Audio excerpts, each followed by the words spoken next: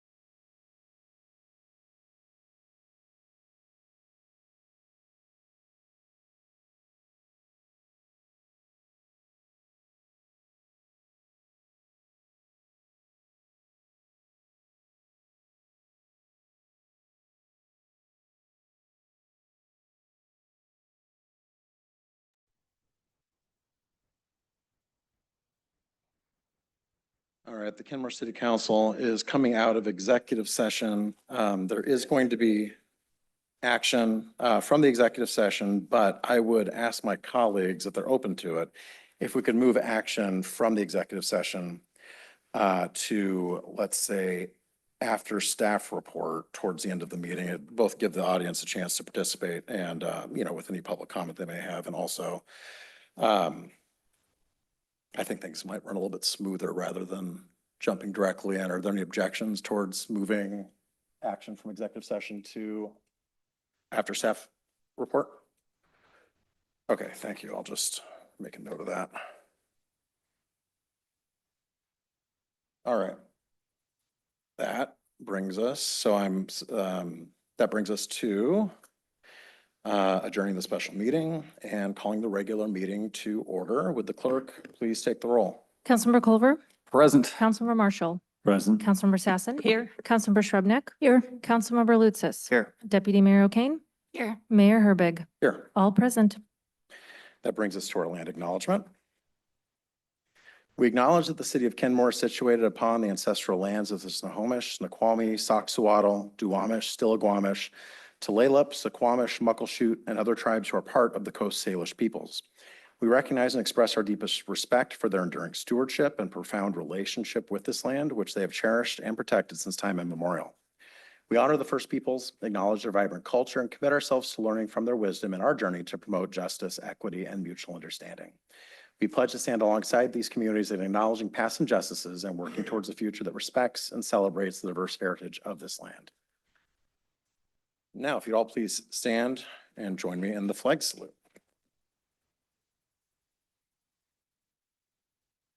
To the flag of the United States of America and to the republic for which it stands, God, indivisible, with liberty and justice for all.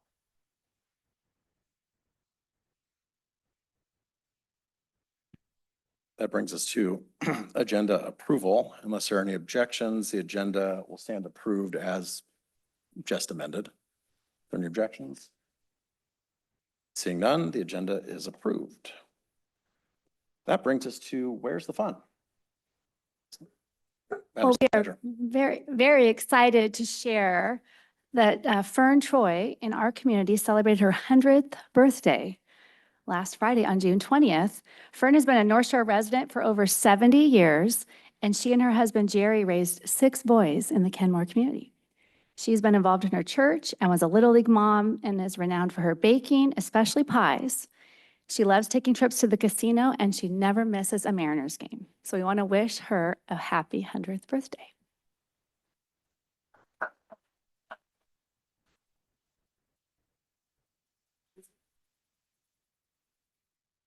Well, happy birthday.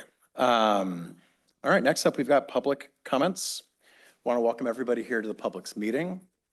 Please address your comments to the mayor and council. Folks are going to get 3 minutes to speak. Clerk will call your name when it's your turn. To make everybody feel welcome and safe here, we ask that folks refrain from booing, clapping, heckling, yelling, or other interruptions. Please note that under Washington state law, public comment time may not be used to support or oppose candidates or ballot measures. Thank you for keeping your remarks focused on city business. The meeting is recorded for transparency. Thank you for being here and for sharing your input respectfully. Clerk. Thank you, Mayor. We have 3 guests wishing to speak on site and 1 guest online. We'll take them in this order: Patrick O'Brien, Caitlin Sullivan, Linda Chen, and online Stacy Valenzuela. Pat O'Brien, Kenmore, Washington. It's a shame that the city is leaving, not retaining Anastasia, and she's going to Kirkland. Once again, we've been pilfered, robbed of a great city employee. She should have been promoted, encouraged to stay, shackled, tied, whatever it took to keep her here, because she's one of the few people that can reach across all aisles and talk to people in a reasonable manner. And I think we'll really regret her leaving. So I'd like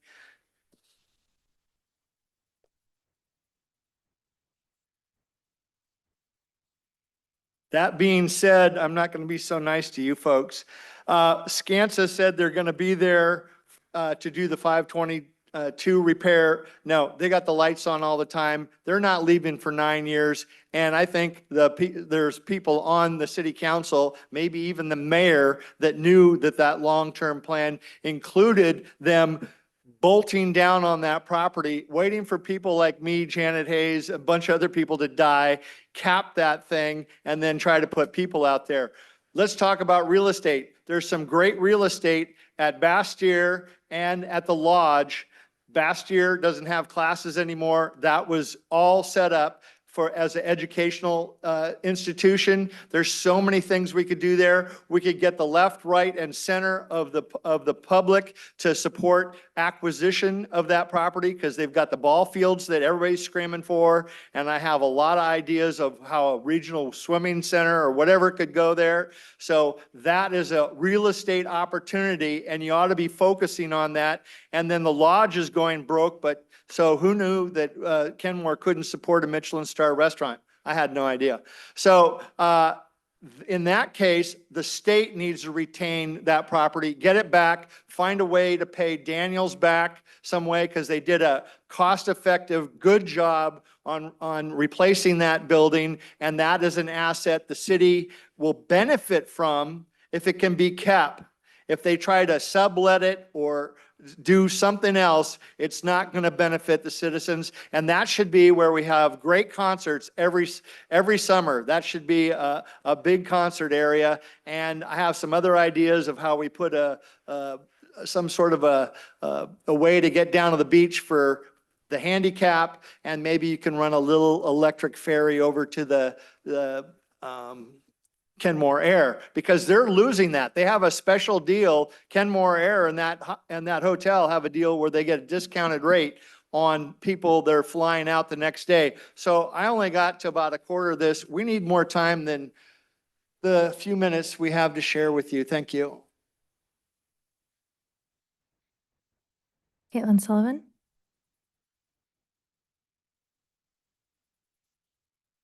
Hi, good evening, Mayor Herbig and members of City Council. Thank you for the opportunity to speak again tonight. My name is Caitlin Sullivan. I'm a Kenmore resident. On the agenda before you, you have a couple items that deal with housing, and I wanted to connect some dots for you. Over the last few months, Planning Commission and now City Council has considered putting a fee in lieu on missing middle housing to fund affordable housing in our community. I've heard members of council say it's only $6 a square foot, and I'm still skeptical of this, and that an increase in $6,000 or $12,000 doesn't make a difference to a home buyer. Right now, our new construction townhomes teeter on the brink of affordability for a household making 200% of AMI, which puts them right at the limit of what is considered middle housing. That $6,000 or $12,000 will push townhomes out of the affordability of middle income families, which with these arch fees, our missing middle housing is no longer serving the middle. What the fee in lieu serves to do is deepen the affordability crisis. By pushing housing costs up, you increase the need for affordable housing in our community. Tonight, you also have single resident occupancies, or SROs, on your agenda, otherwise known as co-living or our most affordable housing.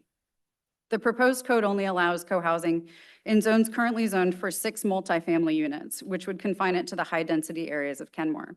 I would encourage you to read the definition of an SRO, or co-housing unit, since it's at its very base, it is a private room with a locked door and a shared kitchen and maybe shared bathroom facilities.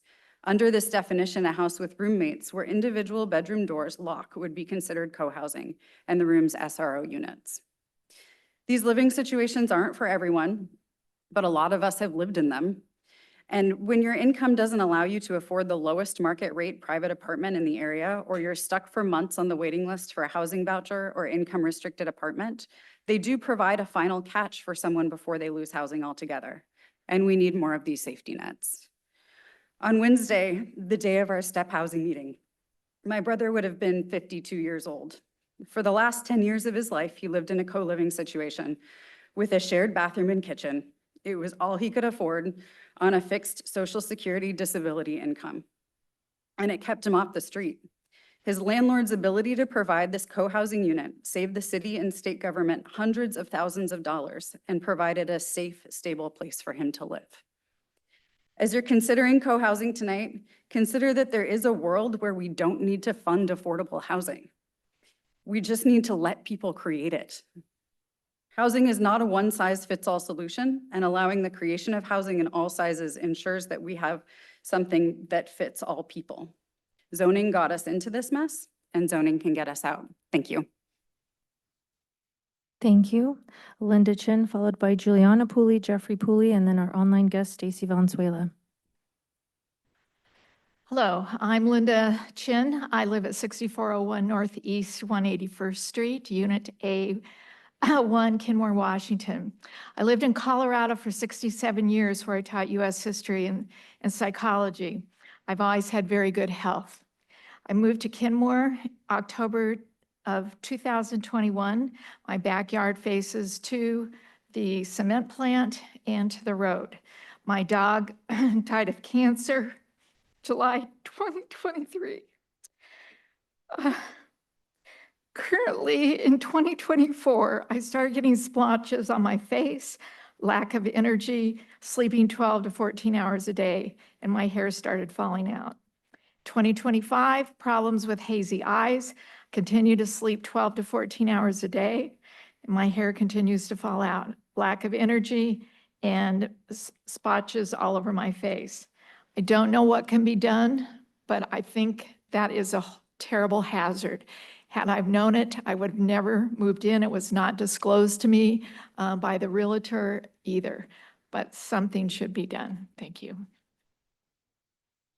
Thank you. Juliana Pooley?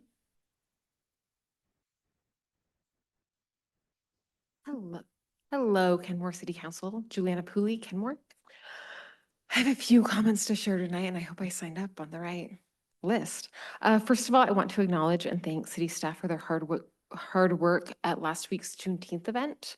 We missed you all. I did have to field a lot of questions on why you were not there, but you all had a good excuse. I served on the subcommittee preparing for the event, and I want to give my compliments to Allison Jenkins, our new event supervisor. She was fantastic to just jump in and work with and was really sensitive and nuanced in the way to host a big community event. I love volunteering with the DEI committee members and celebrating our important holidays, especially downtown in our community, in our farmers market. I want to voice that publicly, that well done, thank you. I also want to publicly thank our deputy city clerk, Anastasia, and congratulate her on her new role in Kirkland. I've long admired the professional, gracious ways she's helped to manage the little democracy we have here in Kenmore. And I wish her the very best as she graduates onto our neighbor. And finally, as a committee volunteer and long-term Kenmore resident, I feel very invested in our search for leadership and city manager. I attended the reception last week,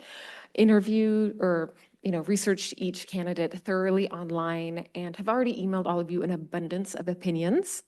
Thank you to those of you who responded. I hope all of you do check your email. In short, please vote to retain Stephanie Lukash. She's an expert in our city council priorities, fluent in DEIA, and has existing relationships with local advocates and volunteers.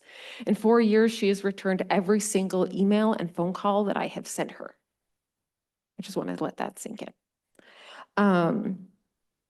She's answered my questions thoroughly, some issues that we agreed on, some issues I had a lot of questions and really kind of pushed back and hounded. And she handled all of these with grace and detail, and sometimes a promise to follow up or learn or circle back, and she always has. We have an internal candidate who's won national leadership awards with over 3 decades of public service and is familiar with the best and very worst of our community. Not only would I say that she is the best choice that we have for Kenmore, but anyone else would be a tremendous gamble. And I love Kenmore so much that I don't want to be gambling with our community right now. So please vote to retain Stephanie Lukash. Thank you.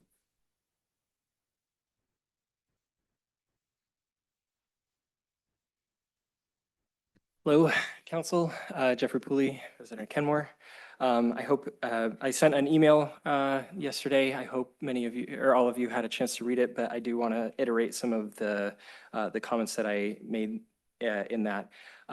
Specifically that I'm speaking in support of selecting Stephanie Lukash as our city manager. And this is for 2 reasons. Number one, I think that she is objectively the best candidate that we have. Her demonstrated success in the tasks that she's been assigned as she's managed ARPA funds, as she managed the Plymouth project, as she's managed all of the facets and aspects of her job, and has risen and demonstrated her leadership capacity here in Kenmore. Even if it wasn't in Kenmore, if it was somewhere else, I think that it's the strongest resume. Secondly, the fact that she has done all of that in Kenmore is such a strong indication that this is a talent that we should just retain. This seems like such a clear choice to me, that we have such a strong candidate that is so familiar with Kenmore and is ready to pick up the baton and just keep running with it, and has already demonstrated a commitment to be here. She's already been here for years, and she has demonstrated that she is committed to it going forward. And that is, as Juliana said, it's always a gamble when you hire somebody new, that they may have the best of intentions to stay, they may have the best of intentions, but sometimes it doesn't work out for a myriad of reasons. And Stephanie has already established her presence here and her commitment, and I don't think that we should throw that away. And then lastly, I think one of the most important challenges that we are facing as Kenmore is navigating these complex issues like housing, like the environment, and navigating them in a way that brings people in, that gets people on board, that makes people feel seen and heard and understood and educated throughout the process. And Stephanie has exhibited a level of passion and compassion for public service that is hard to come by. And I think that direct engagement is the kind of engagement that our community really appreciates and needs as we navigate these challenging issues. I think that Stephanie is almost uniquely capable in some of these areas. And I think that if we not only just vote her through, but also give her the overwhelming support that she deserves, that will send a strong signal that these are the values of Kenmore, that these are the values that we want to see in our leadership. Thank you. Thank you. Stacy Valenzuela, Stacy Valenzuela, can you hear me? we hear you. Go on. Thank you. When you drive, bike, walk, boat, or fly in Kenmore by the lake, the natural beauty can cause envy from those that live in our city. However, as much as we love to live here, we know our health, air, waterways, and land need to be tested, cleaned up, protected, and preserved. Our residents need relief from taxing. Our residents need relief from increasing and doubling fees. Where are the exemptions for senior and low incomes? We are suffering from high inflation, rent increases. Instead, please cut back funding for medical for all family members of city employees. Charge partial. I'm not asking for much. Kenmore allocated cost over $20 million on the recreation of 3 parks, including over $500,000 default loan by one club for under 100 residents. Instead, collect these funds or find another club. All should be paying rent, utilities, maintenance, and landscaping to reimburse the taxpayers. These changes destroyed the wetlands, nesting habitat, while natural habitat and trails, the #1 resident priority on park surveys every 3 years, are natural habitat. Yet while hundreds need lowest 30 and 50% affordable housing that has been put back on the burner, even though several residents and developers have come forward asking to build affordable housing here in Kenmore. Yes, it can be created. Why are we wasting 20 to 40 million on public works new building that won't even house needed equipment when a viable location ready to use is just down the block from City Hall for less than a quarter of the cost? With the opportunity of a new city manager, new management that has financial sustainability at heart, we hope to see drastic changes in financial sustainability, recovery of funding, materialized of affordable housing by leaving Arch and testing, cleaning, and remediation of the air, water, and soil pollution that is making our residents and wildlife sick. We appreciate the budget cut of 70% off the farmer's market costs and the surface water discount, but Kenmore Incorporated to avoid being under control of King County. Majority of our residents feel the same today. We want to stop being the landfill for bad decisions. Please hear our cries. Thank you. Thank you, Mary. That concludes our speakers list. All right, I want to thank everybody who came and gave their public comment. We appreciate it, and we will keep all of that in mind. Next on the agenda is our consent agenda. The chair would entertain a motion to approve the consent agenda. So moved. Second. We have a motion and a second. Is there any discussion? Seeing none, all those in favor say aye. Aye. Aye. Any opposed? The consent agenda is adopted unanimously. That brings us to a presentation that I was hoping we wouldn't have to have, about recognizing City Clerk Anastasia Warhol for her years of service to the city of Kenmore. And I would like to turn it over first to Deputy City Clerk Michelle, who wants to say a few words.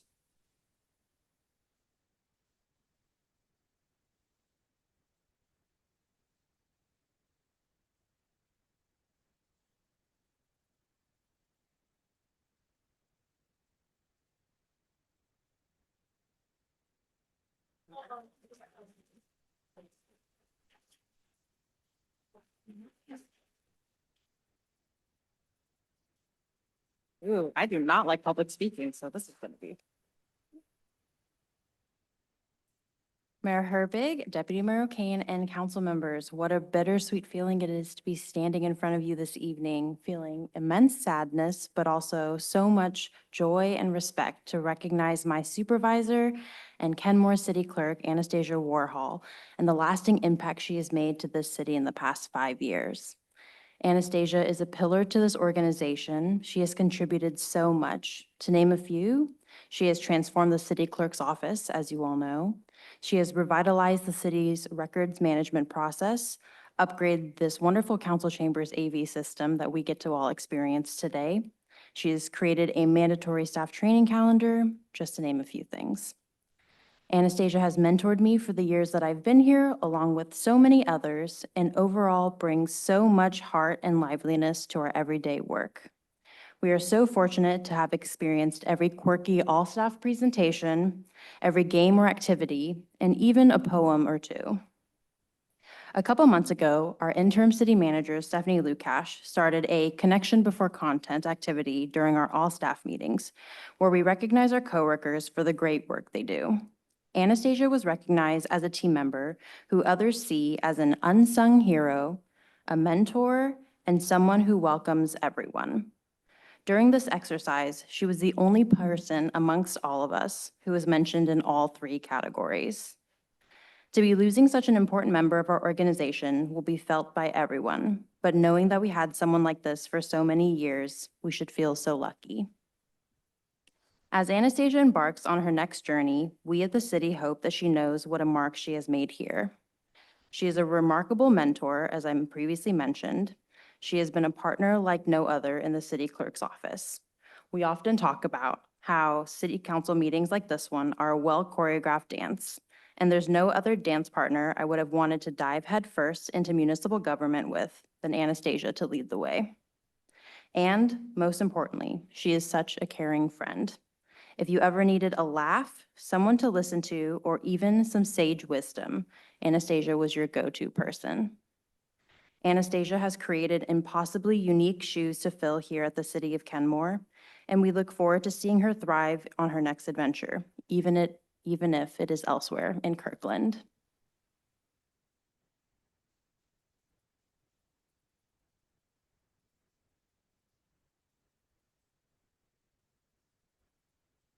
I can't hear the clapping.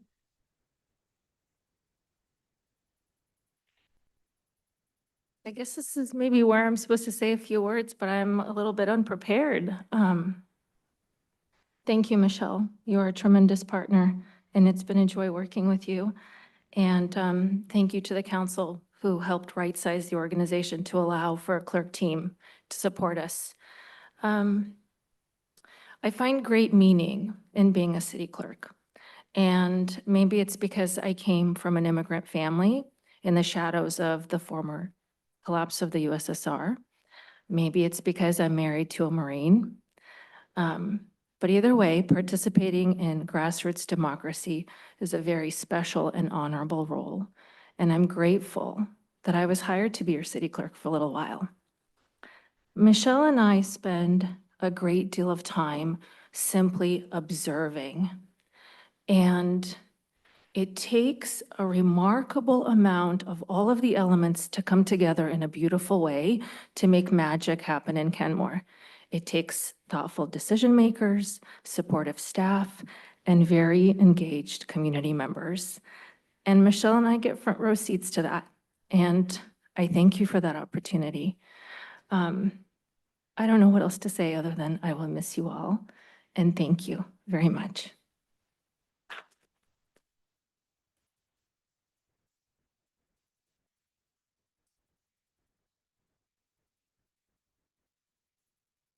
I'm going to turn over next to our interim city manager, and then we can go down, any council members that want to make some comments will have the opportunity to, so.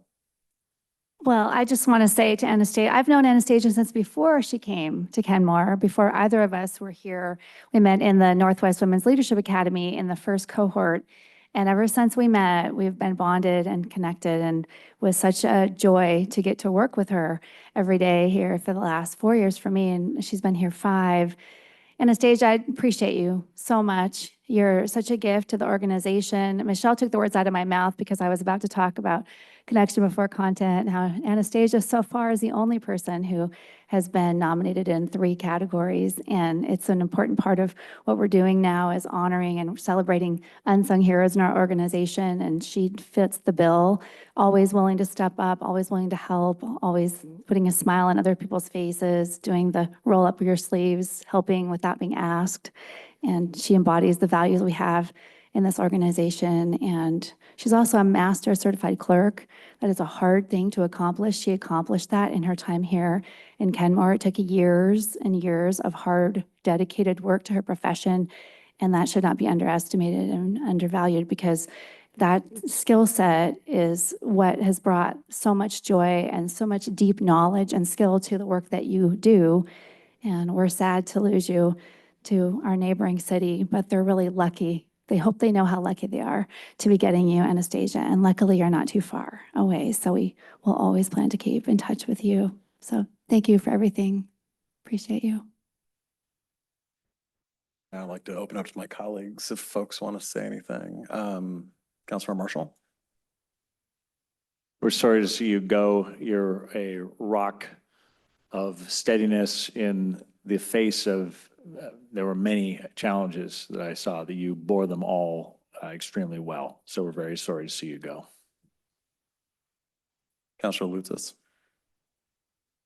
Yes, I cannot thank you enough for your service to this city. It's been instrumental in the facilitation of the important work that we do.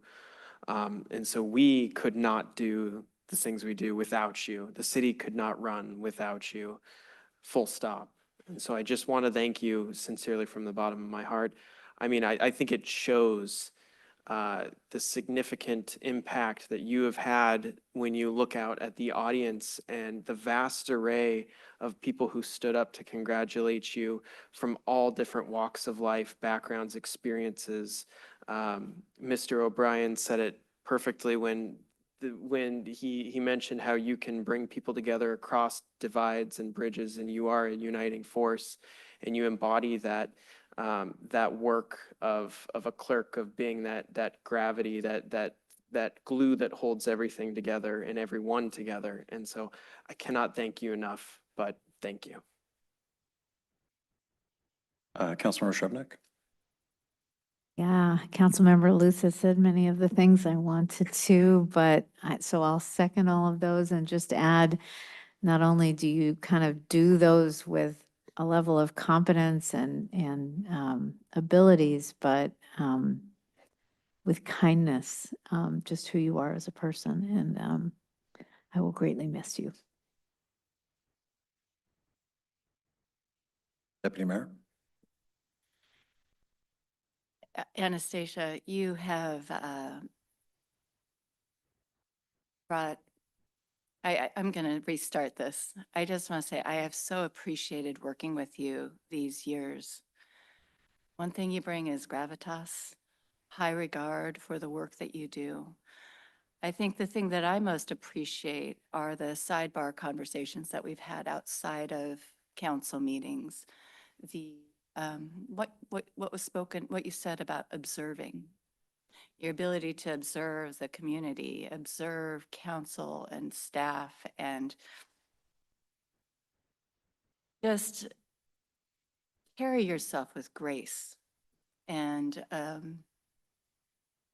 regard for humanity, the people who are all here. And that's something I truly appreciate, along with the gift of mentorship that you've provided to Michelle here. I feel like you are leaving us in good hands moving forward in this break. And I want to make sure that everyone knows this is a promotion. This is a well-deserved promotion where you get to serve a larger city with a larger staff and have the opportunity to share your good work with more people. We're truly going to miss you. I don't blame you for moving up. Good for you. And thank you. Councilor Assassin. I just really like you. I hope you can hear what this means to me to say, but I think you have been an exceptional midwife to the democratic process in Kenmore. I think you set a very high standard for integrity and professionalism and humor and kindness. We will miss you. I will miss you. But also, we're so proud of you. Go do good.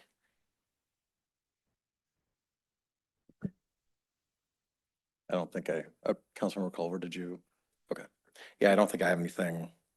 Well, I guess I have a little bit more to add, but I agree with everything my colleagues have said. The clerk is so essential to making sure that the city and that the city council is able to operate. And I've worked with, I want to say 3 or 4 clerks at this point. And Anastasia has brought a level of professionalism to it and also an attitude of and a willingness to try new things, which I really appreciate. We might see some of that later today.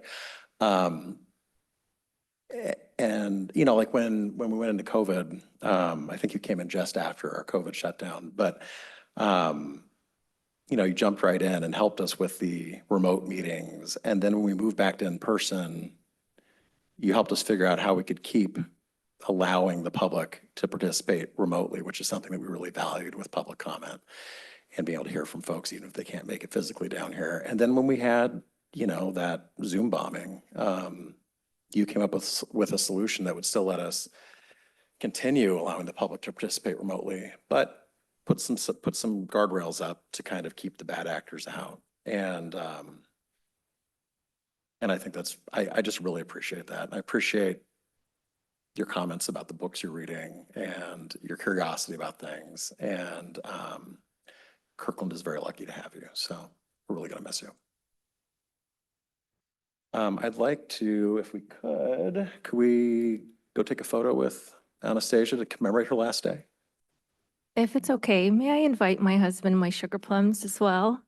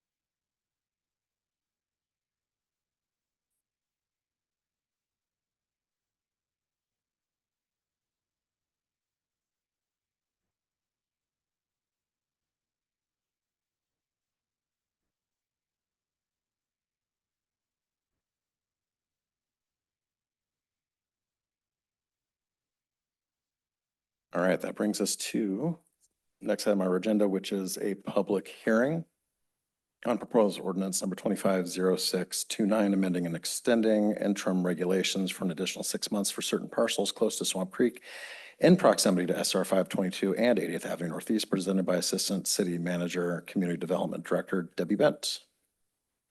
Ms. Bent. Thank you, Council. So prior to the public hearing, just to give some quick background and context for why the public hearing is being held this evening, the interim regulations were passed in 2022 for properties extending along SR 522 to allow the Planning Commission time to look at new transit-oriented development or TOD regulations. The Planning Commission gave you that recommendation and the Council adopted TOD regulations in 2023. However, it was not, the regulations exempted 13 parcels adjacent to Swamp Creek, as I refer to those as the carve-out area. And the reason for that was to allow time for an assessment of Swamp Creek to occur that would then inform what regulations would be. The results of that study were presented to you in September of last year.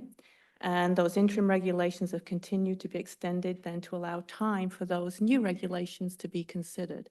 A couple of weeks ago, staff came and presented a lot of background information and gave you information to consider direction for new regulations. You gave us some direction, and we will be coming back later in July to present some options for consideration. And then probably later in the fall, we will be coming forward with a public hearing for those new regulations and having a new ordinance adopted. So the interim regulations will be in place until those new regulations are adopted. Following the public hearing and any public testimony received, staff would recommend adopting an ordinance, extending those interim regulations for a further 6 months, which would then take that out to December, and hopefully that will be sufficient time for council to adopt new regulations. So prior to opening the public hearing, I'm happy to answer any questions. Thank you. Do we have any questions before I open up public hearing? All right, seeing none, I declare the public hearing open. Same general rules apply as with public comment. Folks will have 3 minutes to speak. You'll be called on by the city clerk. We need your name and city of residence. And yeah, same general rules apply. Clerk. Thank you, Mayor. We have one individual signed up on site and one virtual. We will start with Patrick O'Brien. Surprise, surprise. Pat O'Brien, Kenmore. All right, we have a rare opportunity. We have sat on 181st Street for 30 years waiting to develop that street. And because of city councils long before probably some of you were born, they reduced the height from 60 to 35 feet. And that doesn't pan out for developers. I talked to a developer today. He says, oh, we're going to put townhouses in here. And if you want townhouses on your commercial street that could, I mean, I've got a design for 72, 73 units, and it has a parking spot for every unit. And we can do 50% AMI on a portion of it. It's for seniors, veterans, and handicap. And we've gotten no progress in 30 years. If any of those properties sell that we've put together, go and put in a duplex or something like that, this city's screwed as far as backfill and not screwing up the neighborhoods. When you don't put in a requirement for parking, all the water and electricity that needs to happen for the backfill of the R2, R4, R6, and R12, that is insane. More rats in a smaller shoebox. That's what you're gonna get. Whereas you could develop this street and other things that Sound Transit has already said they want development within 2 blocks of 522. And you've got the parking spots there at both churches, 6 days a week available. And yet we can't get the cooperation. I've even proposed a 72 unit on my property, and my neighbors, some of them don't live there. They're in retirement homes. And if that goes away, that's at least $10 million in new taxes to the city. I'm on low income senior. The other people R2, so you're not making a lot of revenue out of us. Why not have some flexibility, allow Stephanie Lugash or whoever the new city manager is to have some flexibility? And like I said, I know 9 other properties that would go, but it's too restrictive on what we've got to do, because the city absolutely is going to want a sidewalk there, parallel parking, and they'll probably put trees in the view of the property owners. That's kind of how this thing goes. So anyway, you have an opportunity to shoot down some really bad ideas that I heard last time. Do not destroy your neighborhoods. Do not put more people in cul-de-sacs, and do not have them hating each other and having legal battles. Open up some new spaces, develop the Holt property, and there's other ones to do too. So good luck.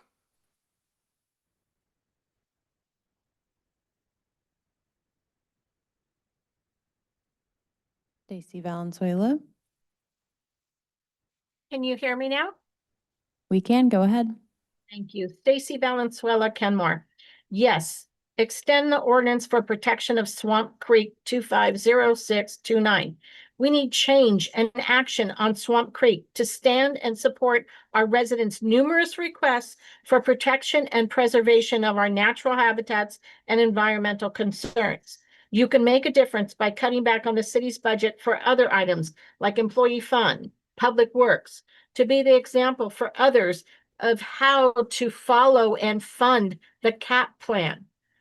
We need the TOD restrictions. We need affordable housing at the lowest levels. And the Planning Commission came forward with a great ordinance. Support Tracy Bananiski's minority report by saying no to high density near the boundaries protecting our Heron Rookery. Support recovery of Swamp Creek, the ecosystem from Twin Springs Park at Northeast 192nd, 80th Avenue through 522.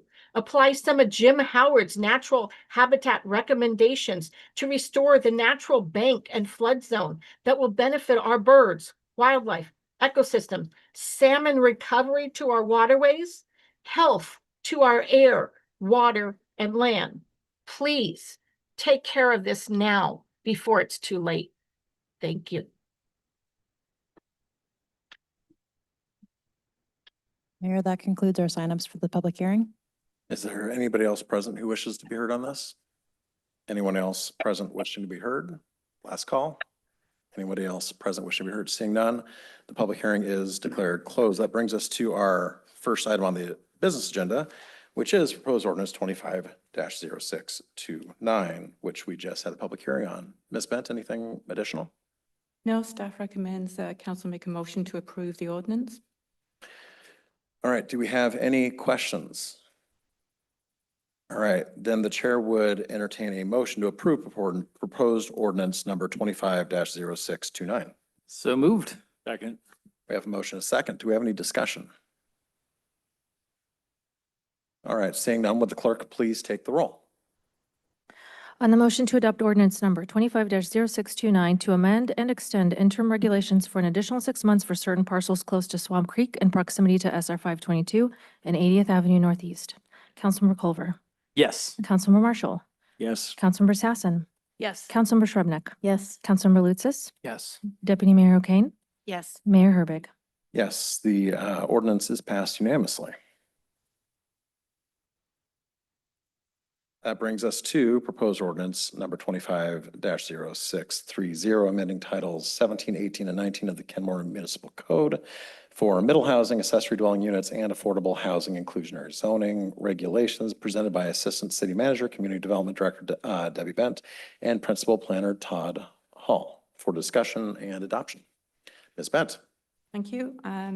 Staff doesn't really have a lot to say. A public hearing was held. There have been no changes since the public hearing.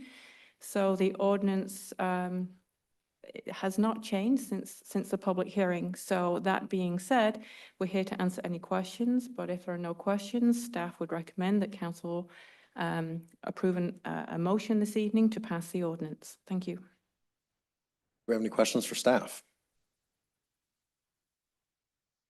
All right, seeing none, the chair would entertain a motion to approve proposed ordinance number 25-0630. So moved. I'll second. Is there any discussion? Councilmember Marshall. Yes, I'm grateful for placing this on the action items of the agenda.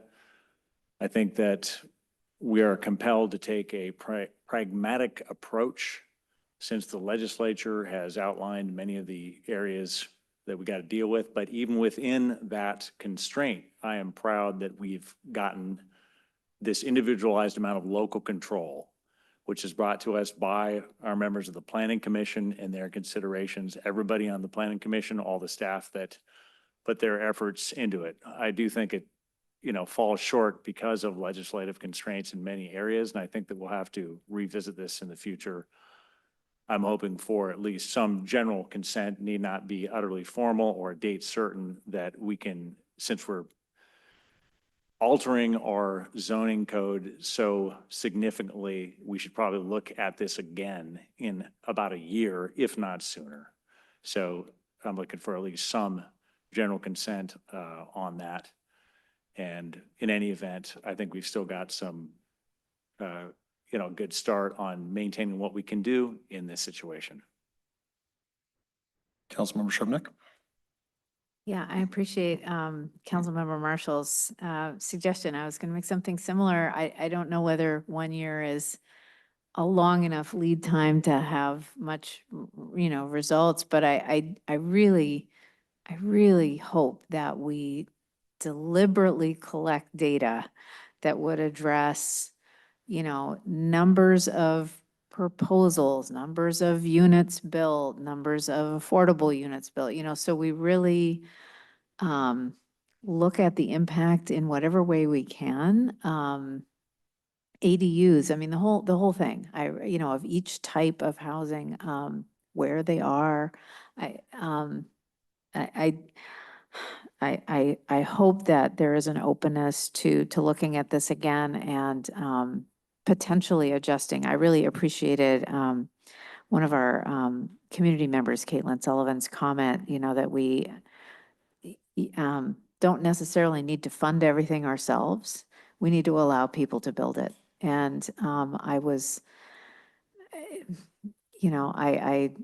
particularly, I'm still stuck on allowing people to build more on their properties if they will fit. And I'm not sure that we did everything possible to do that. And we couldn't get, enough votes to go that direction. But I hope that that and other issues will be revisited in the future.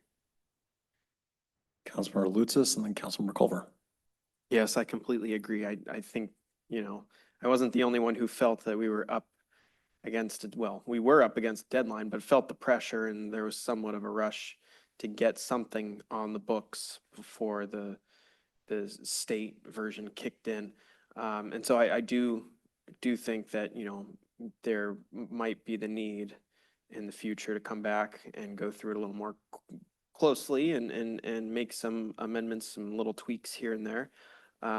So I agree with my colleagues, Councilmember Marshall and Councilmember Shrubnik, with that. Councilmember Culver. Thank you. I got to push back pretty hard on the idea that we just need to let the market develop deeply affordable housing. I mean, plenty of evidence out there. The consultants have said as much. They're going to need public dollars to step up. I feel like that is pretty well understood, so I just need to say that. To keep in touch with facts. I will be voting no on this. I think it's a step in the right direction, and I share the sentiments that this should come back and be evolved further. So that is where I'm casting my vote, but it is a good step in the right direction. I'll leave the rest for now. Thank you. Any further comments? Yeah, I'll just reiterate what I think. I want to thank the Planning Commission for all the work that they did to get us to this. I don't think many people in the public realize how important the planning commission is on issues like this to kind of distill down some issues so the council can take action. So I really appreciate all the work that Debbie and Todd and the planning commission did to bring this to us. I think we had some really thoughtful discussions as a council. I think we've landed in a place that maybe not everybody is totally happy with, but is a compromised position, and there's nothing wrong with that. I do think, yeah, I'm hoping that in a couple of years that we definitely circle back and take a hard look at the permitting numbers, the number, units getting built, all that sort of thing. So we have a sense of how successful or unsuccessful what we've passed is doing, and potentially reevaluate. But I think this is a good step in the right direction. Maybe not a perfect step, but I think it's a meaningful step in the right direction. And I'll be voting in favor. Any further discussion? Councilor Marshall. And I should have also added that some of our efforts as the council will probably be to think about our legislative impact. Can we work with the legislature to see if we can get funding for the impacts of increased density? One of my main concerns is sidewalks. Can we look for other mechanisms to fund that ourselves, local, via impact fees, any of those aspects? And also to follow up with our review to make sure that we're doing our best by trying to encourage pervious surfaces in areas that are already built on to save the environment. Thanks.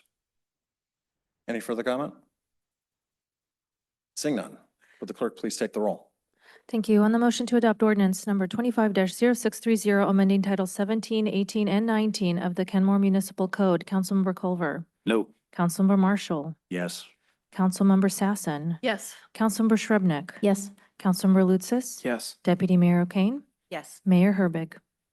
Yes, the ordinance is adopted, 6 votes in favor, 1 against. That brings us to the third item on our business agenda, single room occupancy and residential parking regulations, presented by Principal Planner Todd Hall and Senior Planner Brittany Chu for discussion and direction. Good evening, Council. Todd Hall, Principal Planner. I'll let Brittany do most of the talking, but I just wanted to briefly introduce. This is a couple items that were previously presented to you earlier this year, residential parking and single room occupancy. And tonight is the second discussion opportunity. The first was just being an introduction of it, and tonight we'll get into a little bit more in depth about that. So I'll turn it over to Brittany.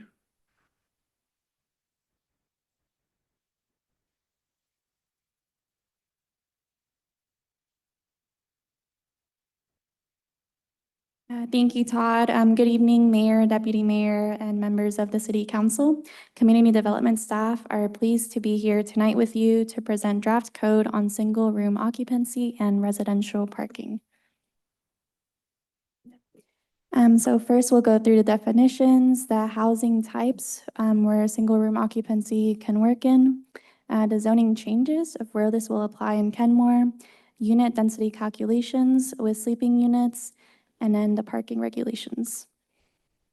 So single room occupancy, this was previously, we came through here as co-living units and we changed it to single room occupancy based on your feedback. So this is defined as a residential development with sleeping units that are independently rented and lockable and provide living and sleeping space, and residents share kitchen facilities with other sleeping units in the building. So this types of housing deals with sleeping units instead of dwelling units. They're rented, so they cannot be owned, and then they share kitchen facilities. So the difference between sleeping units and dwelling units. Based on size, sleeping units are smaller with a minimum size of 70 square feet compared to dwelling units that have a minimum size of 190 square feet. With sleeping units, in-unit bathrooms are optional, as well as in-unit kitchens. Whereas with dwelling units, they must have an in-unit bathroom and an in-unit kitchen. And additionally, with sleeping units, you could either have an in-unit bathroom or an in-unit kitchen, but you cannot have both of those. And whether you have an in-unit kitchen or a shared one, you still must have access to a shared kitchen.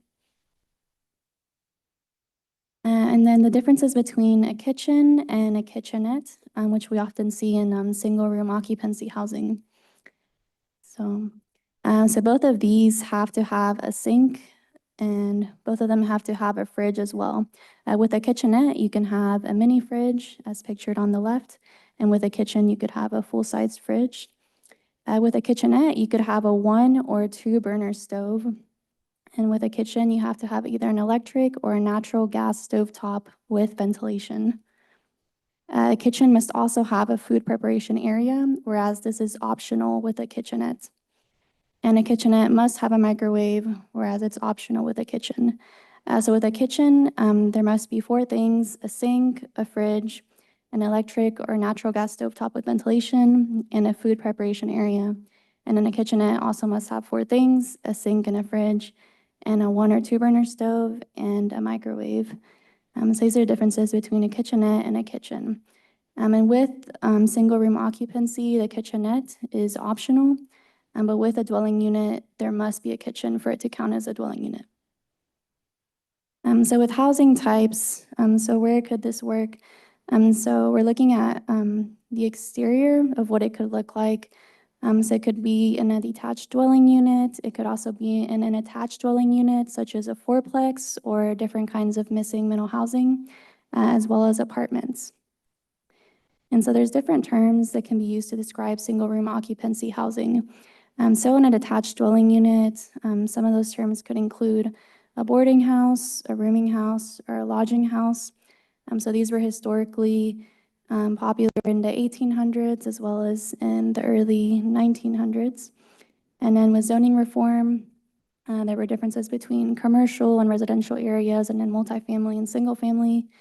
But then now these are making a comeback. And then with missing middle housing, you could see congregate living facilities. These are different than group living and other kinds of assisted living in the code. Can we just hang on just 2 seconds? We seem to be having some technical difficulties, and I want to give the clerks a chance to see if we can get that fixed.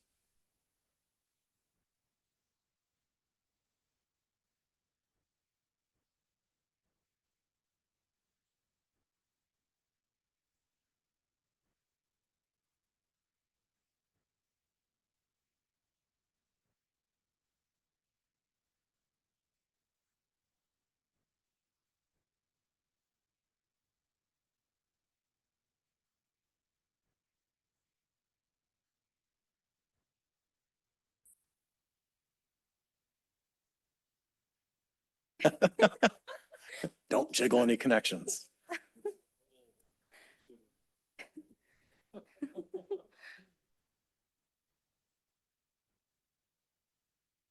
Yeah, something isn't seated.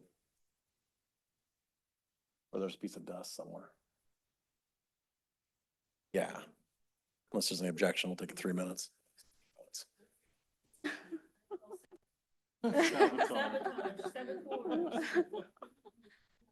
Keep playing.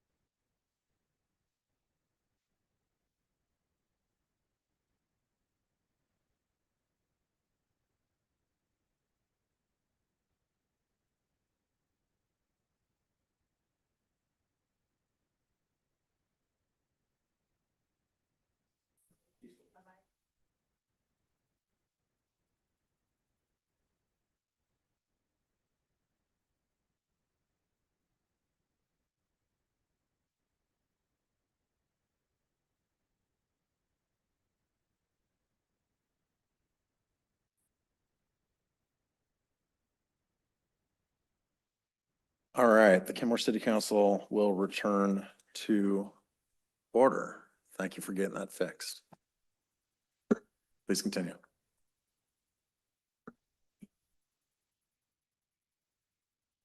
Yeah, thank you, Anastasia and Michelle. Okay. Yeah, so single room occupancy housing types. So these can work in different kinds of buildings, such as detached dwelling units, attached dwelling units, such as fourplexes, other kinds of missing middle housing, and then apartments as well. So whenever we look at the different names and terms, so these will fall under the single room occupancy housing type, boarding houses, rooming houses, lodging houses. These were popular in the 1800s and early 1900s. And then with zoning reform, that all became separated with commercial, residential, multifamily, single family. So now these are coming back. Now they're legally allowed under the single room occupancy housing. We also have congregate living facilities. So these are different from group homes or other kinds of assisted living. They don't require any type of outside assistance. They still work with independently renting out the rooms and then having a shared kitchen. And then dormitories and residential suites. We usually see this type of style in apartments. And this is what, at least right now, what's most common in our region. So where will this be allowed in Kenmore? So any residential zones that allow 6 or more multifamily dwelling units. So that's going to be R6 all the way through R48. And also in our mixed use zones, most of these are around southeast Bothell Way. So for example, downtown Kenmore is a mixed use zone that could allow for this type of housing. So with unit density calculations, so this is the first type of housing in our code that's going to use sleeping units instead of dwelling units. So to calculate that with the density, it's going to be 1 sleeping unit is equal to 1/4 of a dwelling unit. And this is also for affordable housing. So based on state law, single room occupancy housing is eligible for the same types of affordable housing incentives as multifamily housing. And with sewer fees, they're calculated as a sleeping unit is equal to 1/2 of a dwelling unit. So this is due to the area being smaller, smaller square footage, more energy efficiency. There's less of a need for like new infrastructure, pipes, and things like that. So there's cost savings both for the residents and the developers. And then with parking requirements, so no minimum parking spaces are required for this. So if they're within 1/2 a mile of a major transit stop, there is no minimum parking required. And if it's more than 1/2 a mile, there is no more than 0.25 off-street parking spaces per sleeping unit. So this is setting a max parking. And with Kenmore, we have 3 major transit stops along Northeast Bothell Way. So that's where you could see this type of housing as well.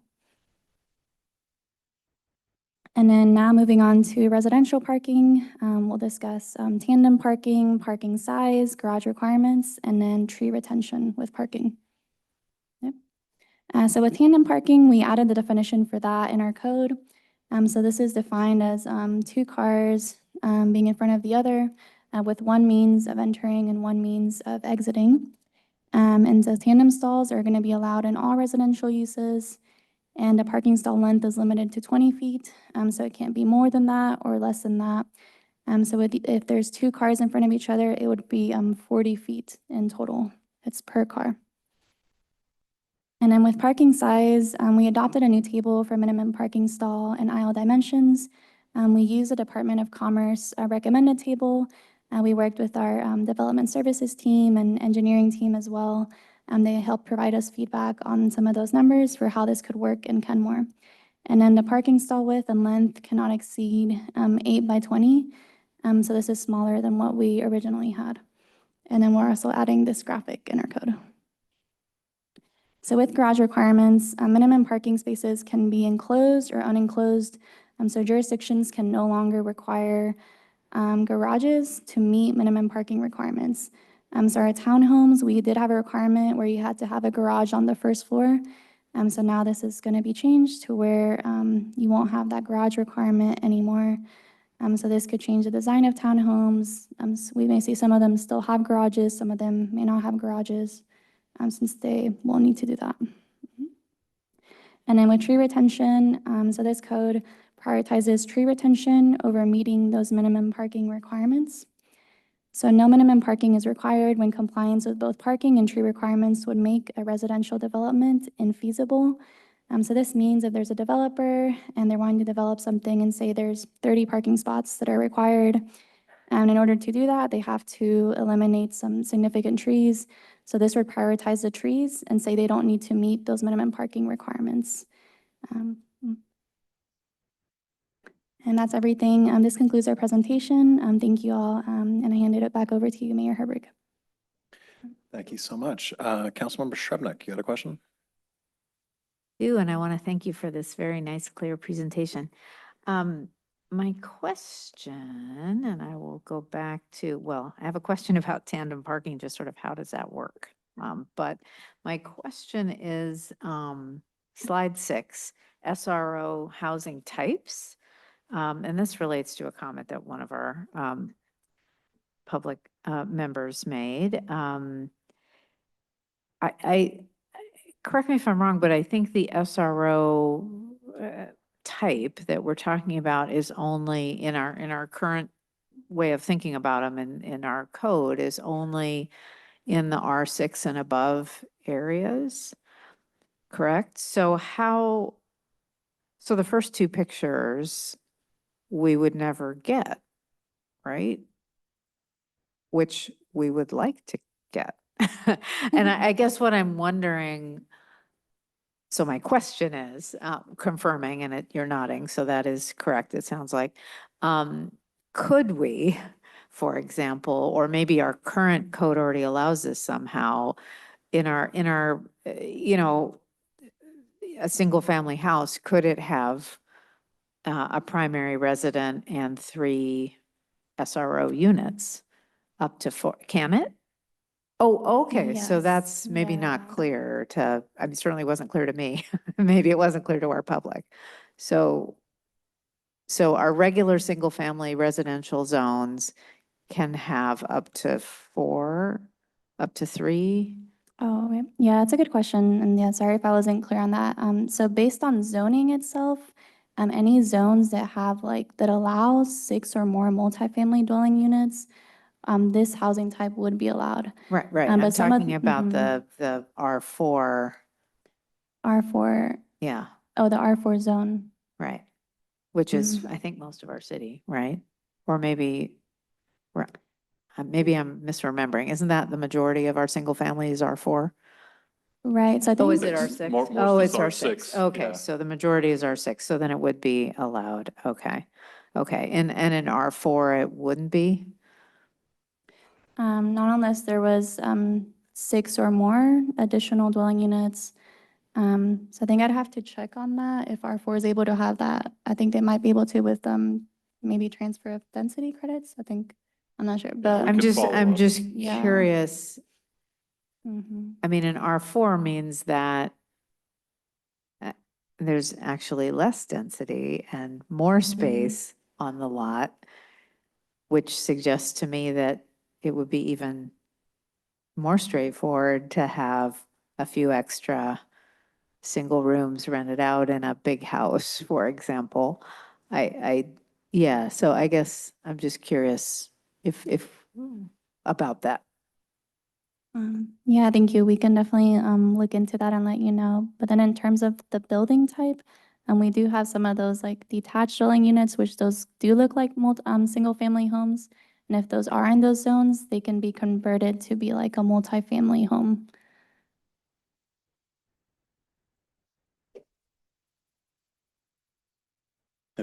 Any other questions? Deputy Mayor?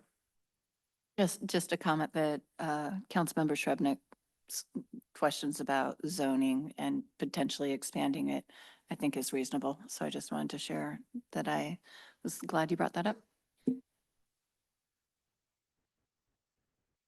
Any other comments or questions? Councilor Lucas?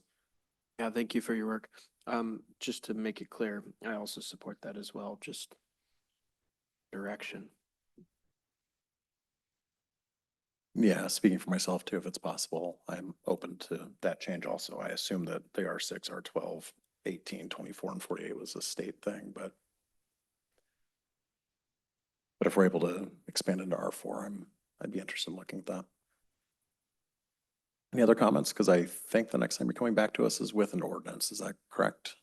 Or, okay.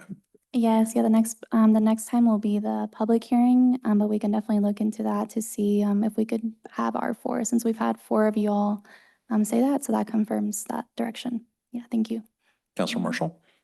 I apologize, just to confirm again, then, it seems the expansion into R6 is required by statute. Is that right? Okay. Yes, correct. Thank you. Mhm. Any further comments? All right. Thank you so much. Really Thank you. appreciate the presentation. Thank you all. Brings us to item D on business agenda, Kenmore Automated Photo Enforcement, Intermittent Enforcement Site Recommendations and Dynamic Deployment Procedure, presented by Traffic Engineer Tobin Bennett Gold for continued discussion and approval.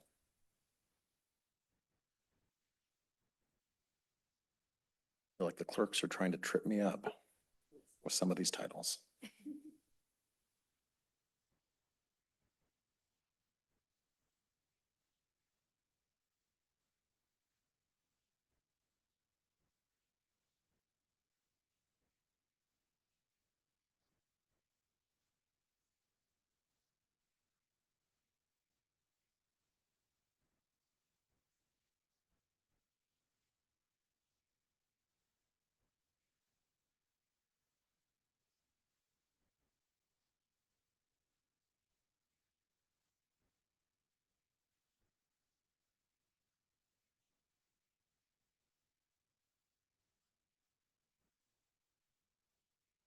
Good evening, Mayor, Deputy Mayor, and Council. Thanks for having me back on such short notice. I know I was just here a couple weeks ago. CAPE is an impactful program, and I think this is an important discussion. I want to keep this as brief as possible, but I also want to make sure that you have all the information you need to make an informed decision about the program's direction. There are a few changes and updates I just want to summarize right off the bat. Firstly, sites have been renumbered into 100 series, which are unrestricted, and 200 series, which are the restricted sites. The numbering is roughly in priority order within each series, but I do want to emphasize that the priority will change as traffic changes, and the intent of the transportable cameras is to be able to respond to those changing conditions. The rollout of these locations is broken into 2 phases, with high priority sites in phase 1 based on present day data, and then all sites included in phase 2, which is when we begin dynamic deployment to respond to most current needs at the time. We also have clarified and explicitly stated the deployment criteria. We'll go over this in detail in just a moment. One small change is that the initial deployments will be 4 months total, 2 months warning and 2 months of active enforcement. This lines up better with the standard 2-month deployment of recurring deployments. I have a quick info update from discussions with Chief Moen. He was able to confirm that we have adequate police staffing to meet the full review burden of the program as it is now and also as it's recommended for expansion. In the case where a spike is too high, a spike in violations is too high to absorb, police overtime has been effective to help us work through the review queue. Using overtime hours for review comes out to less than $2 per violation, which cuts into the net revenue, but not substantially. It's about from $60-ish to $58 with the numbers that we're seeing right now if we have to use overtime to review those. The bottom line is that there isn't a risk that a high volume of CAPE review will displace other police services. I also have an update on the FSP expectation for CAPE contribution. The long-term revenue estimate called for in the FSP is $225,000 per camera. This is the sustainable revenue like we discussed previously, not the one-time only surplus. The value of the 4 cameras still outstanding from the FSP recommendation then is $900,000.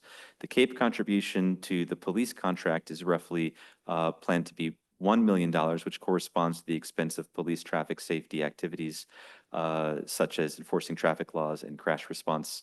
And it's this expense that the budgeted CAPE funding has not yet offloaded from the general fund in full.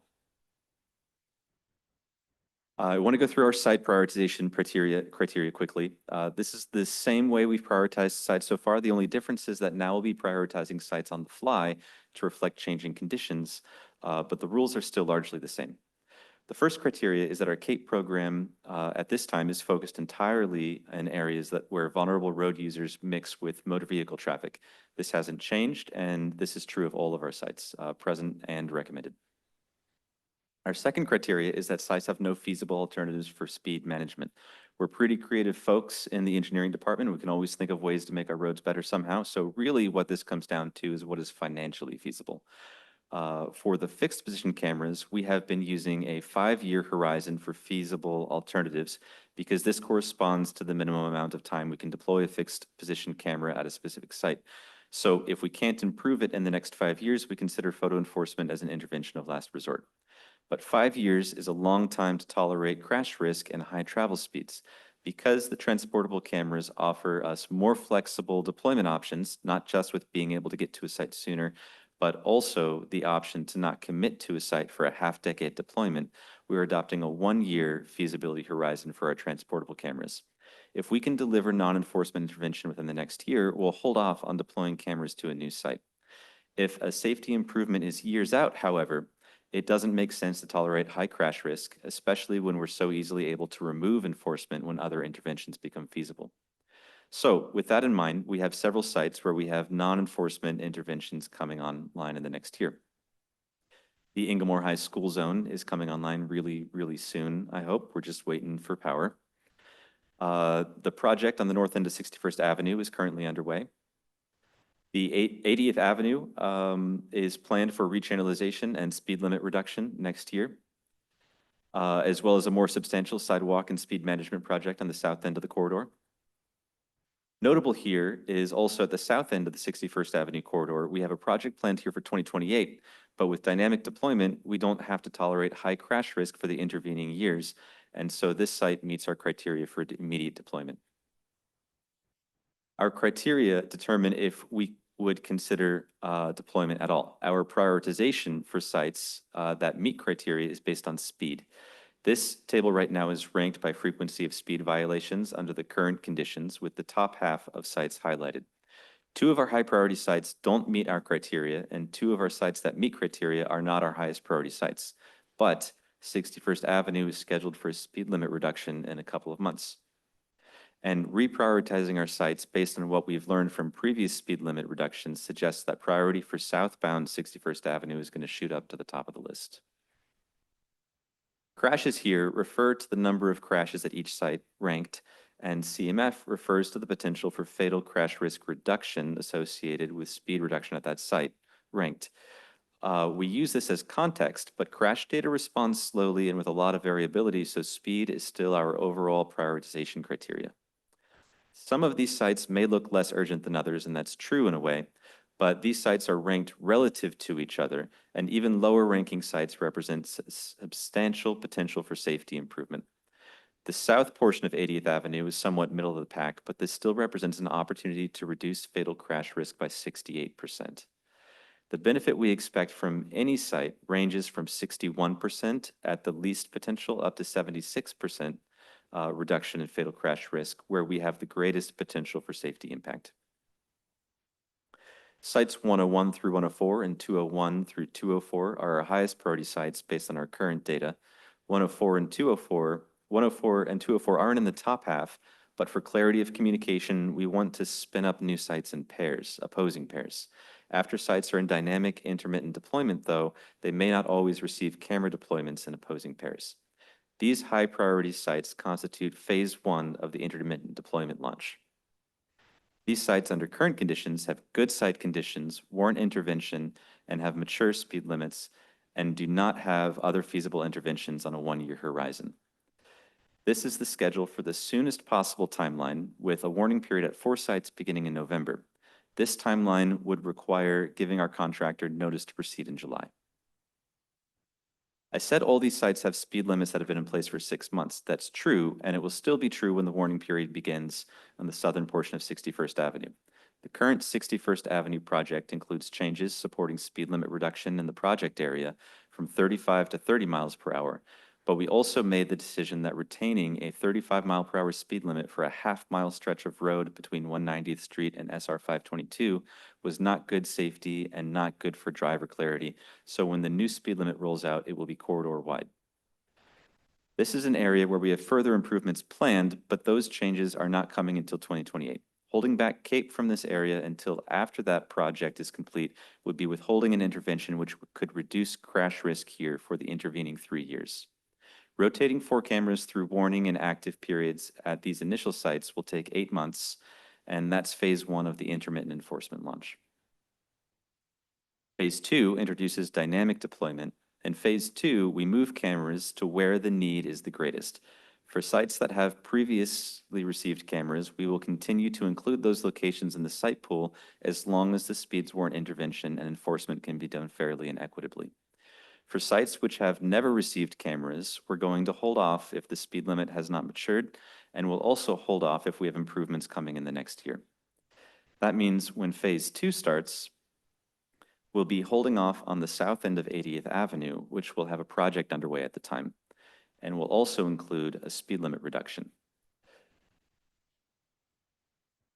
Oh, sorry, got ahead of myself. So I don't know what speed data will look like in July of 2026, but this is one possible way the dynamic deployment might shake out, just as an example. If a location rises at the top for speed management priority and that site has not yet had a warning period and it meets all our other criteria, then that site will get a 2-month warning period and then 2 months of active enforcement the first time we put cameras there. We will also be doing new sites in pairs to help with clear communication and focused outreach. If sites do not rise to the top priority, or if they don't meet our criteria, then we won't send cameras there. Cameras will only go where they're needed and where we can meet our standards for fairness, equity, transparency, and safety. And that's not true just for the first deployment, that's true for every deployment. Looking forward to 2027, that's when we expect the south end of 80th Avenue to enter the enforcement pool. And then finally in 2028, that's when we take the south end of 84th Avenue out of the enforcement pool. Once we have that project ready to start up, it will no longer meet our criteria until possibly after we have post-project speed data that shows whether or not further intervention is warranted. The program we've put together here, I think, is our best option for getting the most safety benefit citywide from a small number of cameras. The numbers here aren't arbitrary. Adding 4 cameras gives us good flexibility, a substantial safety benefit, meets our FSP recommendation, and funds safety investment in the city. Other intermittent enforcement programs in the US and abroad have found success with about 3 or 4 locations per camera as the sweet spot for widespread and high responsiveness. There are options to scale back, and I want to talk about what the impact of scaling back on sites or cameras would be. Assuming that we aimed to start by covering the same high priority sites with 2 cameras, the initial rollout phase would take twice as long. The perception of enforcement in the city would be reduced, both by the longer rollout and by lower frequency of recurrence, and we'd likely see a reduced halo effect in non-enforcement areas. 2 cameras would have reduced financial impact on drivers, but also reduced funding available for safety investment. Fewer cameras across the same number of sites would also mean that if we had multiple sites, which are high priority for speed management, it would take longer to reach each of them in turn. When cameras are not at a site, we expect speeds will creep up, and less frequent deployment will allow speeds to creep up higher before we're able to cycle back to that site again. Keeping 4 cameras, but reducing the number of sites is very tricky and may require substantial changes from the program I've described to you. In this case, we have almost the opposite problem. If we visit sites too quickly, speeds may not have crept up enough to warrant another deployment when the cameras become available again. That sounds like a good problem, but it means cameras may have downtime when no sites warrant intervention because we have too many cameras and not enough sites. One possible way to offset this would be with longer deployments, such as 4 or 6 months per deployment rather than 2 months.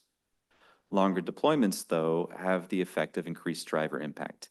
This moves the program more in the direction of our fixed position cameras. There are merits to this, and I think they're well suited for school zones, but we start to lose out on some of the benefits of intermittent enforcement. Fewer sites for any number of cameras also reduces the geographic equity of a wide site pool.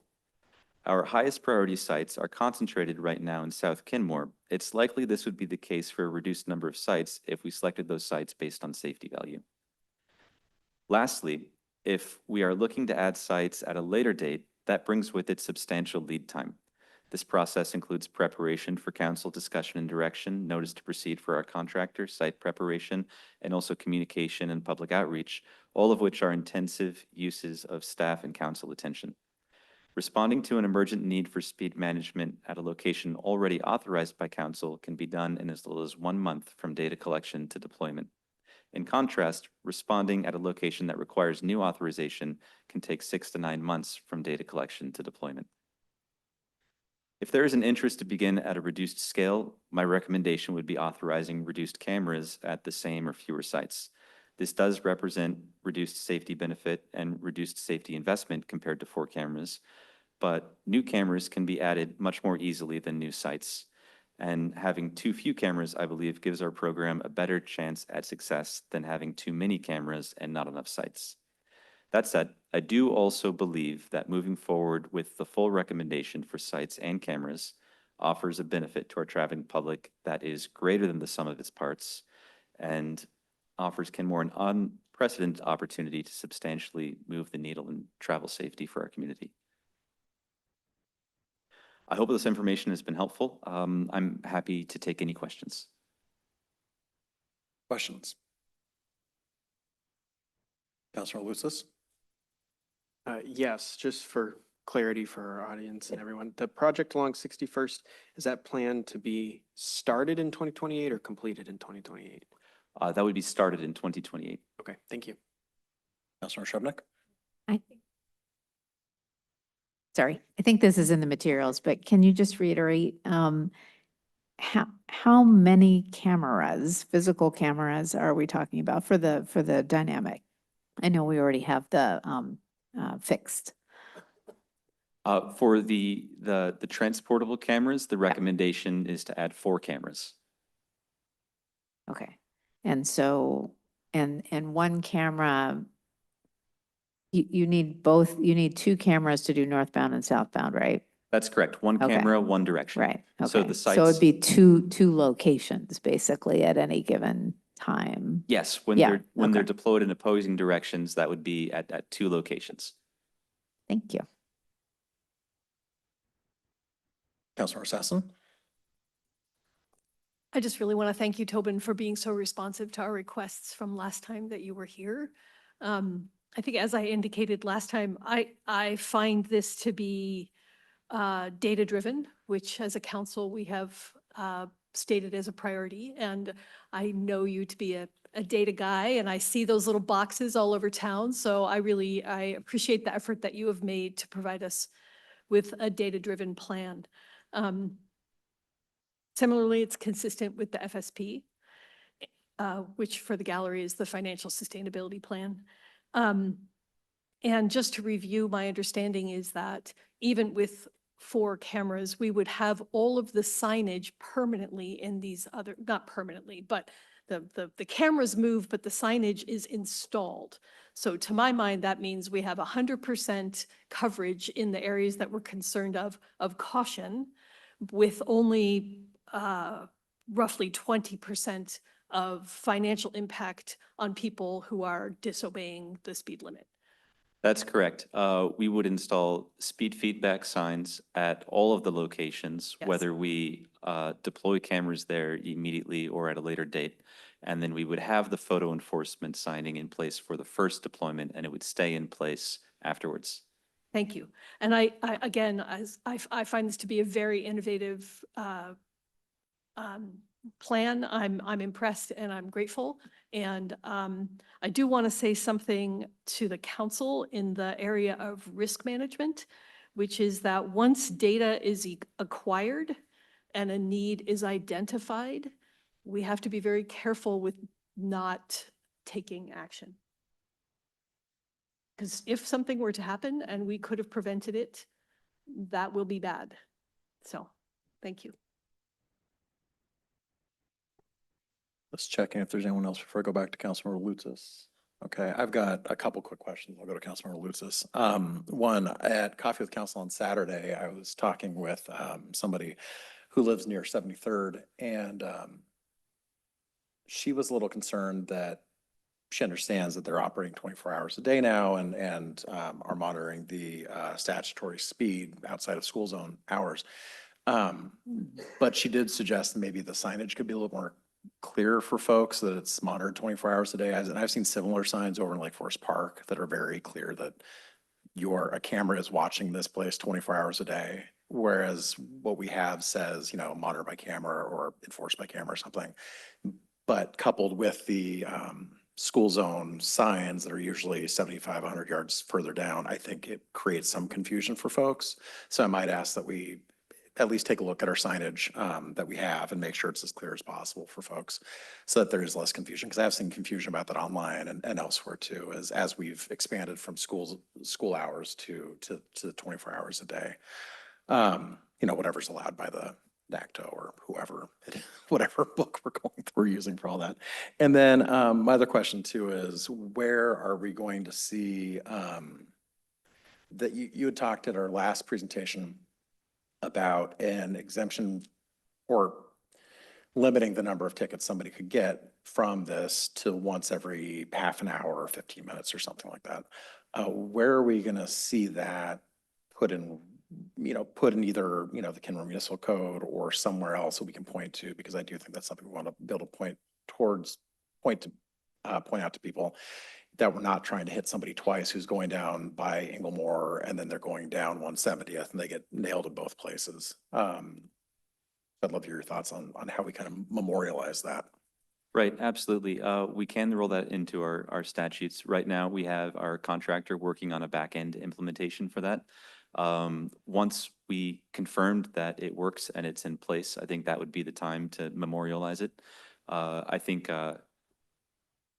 with a variable timeline from our contractor, I believe they can get that in place by the warning period in November for the transportable cameras. It would apply to all of our cameras.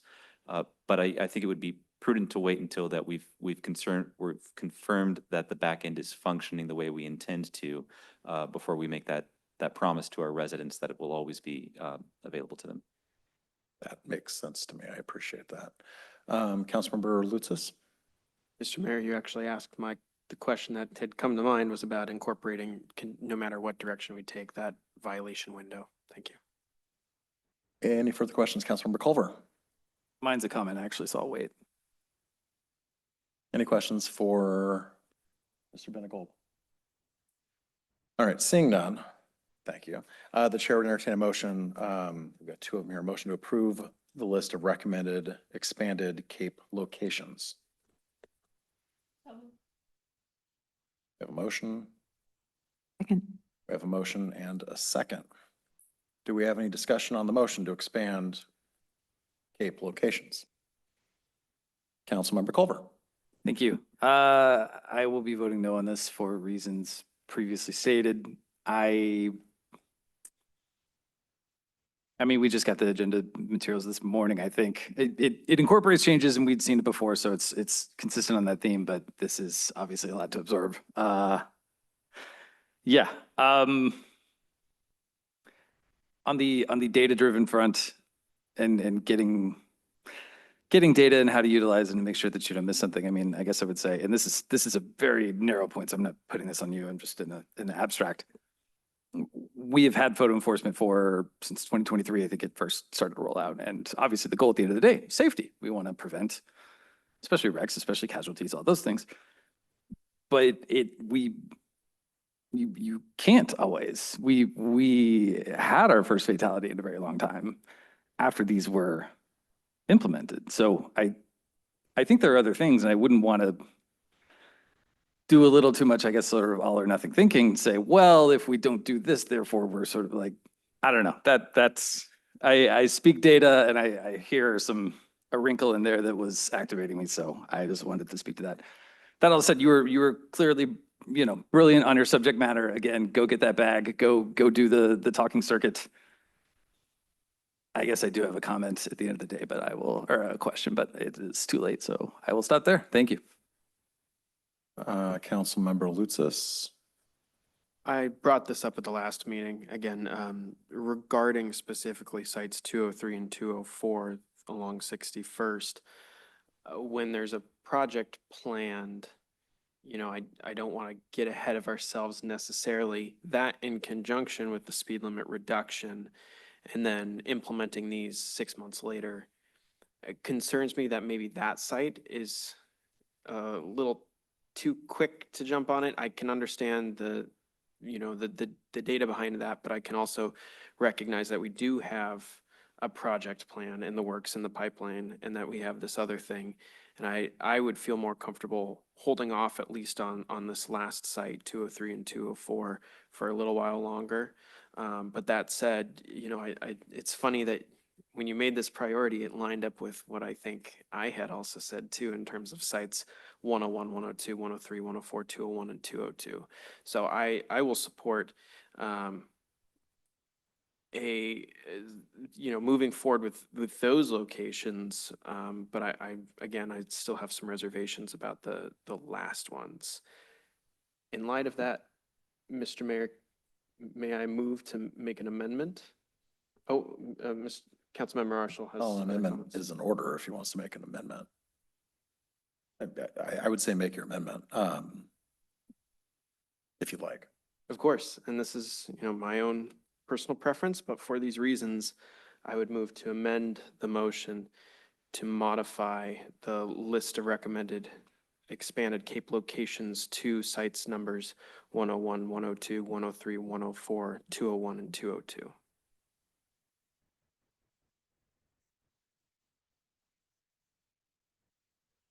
Just checking here. So are you talking about removing 203, 204? Yes, so everything but 203 and 204. Okay, I didn't hear 109, 110, 111. Or the high priority sites, right? Oh. Sorry, I'm looking at the map.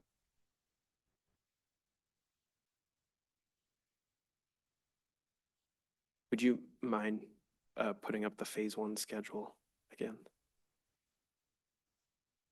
I mean, more specifically, which ones are you talking about removing from the? Slide 9, I think.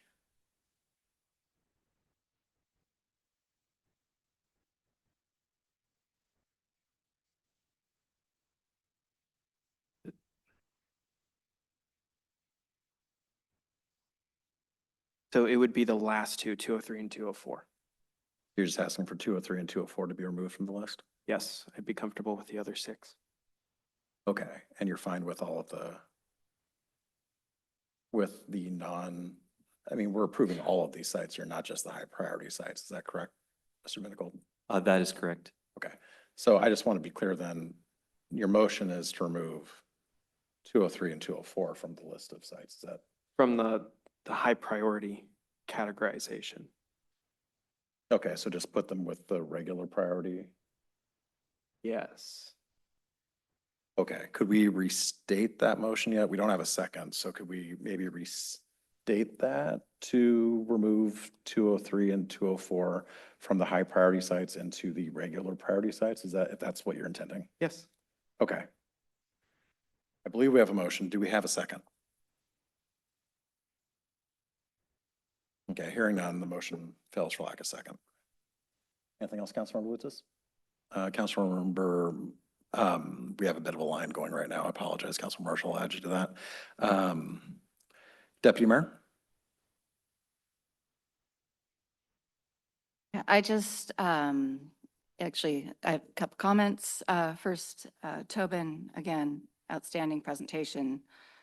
I think you've done a great job tonight, and I'm thankful for your work on this.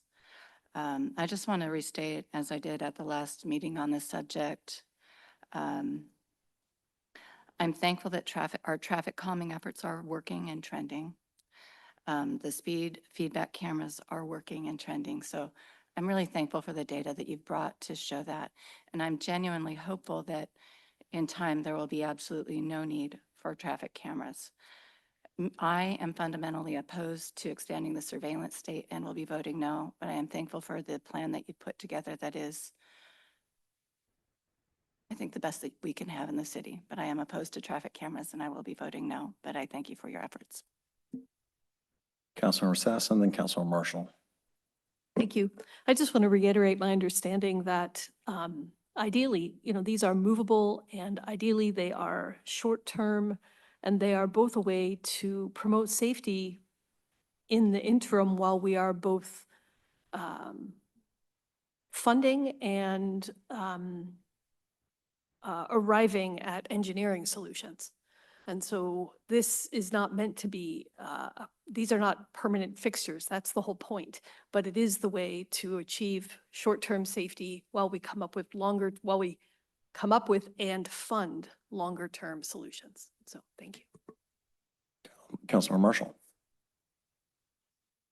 You might recall that about a week ago, I was joining Councilmember Lutzis in deferring the 61st deployments. I had subsequently walked down the street from my house and driven, of course, the site many times on 61st again. And it's amazing the speeds that people go through a construction zone. I was taken aback anew. So at least, Councilmember Lutzis has a very good point. But I think we're also well advised to have made the decision for the concurrent implementation. Councilmember Shubnik. Oh, and I'm just looking at slide 4, and I think 203 and 204 don't have a project until 2028. So so that's kind of why they were included, because they don't have a project for a few years, right? Yeah, okay. That is correct. Any further comments? Okay, seeing none, would the clerk please take the roll? On the motion to approve the list of recommended expanded CAPE locations, Councilmember Marshall, Yes. Councilmember Sassen, Yes. Councilmember Shrubnik, Yes. Councilmember Culver, No. Councilmember Lutzis, No. Deputy Mayor O'Kane, No. Mayor Herbig. Yes, the motion passes 4-3. That brings us to our second motion. Chair would entertain a motion to authorize the city manager to execute a contract amendment with Vera Mobility for an amount up to 1.2 million plus per violation processing fees for expansion of the photo enforcement program. So moved.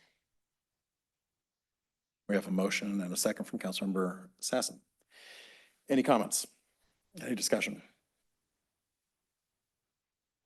Seeing none, will the clerk please take the roll? On the motion to authorize the city manager to execute a contract amendment with Vera Mobility for an amount up to 1.2 million plus per violation processing fees for expansion of the photo enforcement program. Councilmember Culver, No. Councilmember Marshall, Yes. Councilmember Sassen, Yes. Councilmember Shrubnik, Yes. Councilmember Lutzis, Yes. Deputy Mayor O'Kane, No. Mayor Herbig. Yes, the motion passes 5-2. Thank you very much. That brings us to staff reports. Update on the emergency management and planning study presented by Assistant City Manager, Community Development Director Debbie Bent.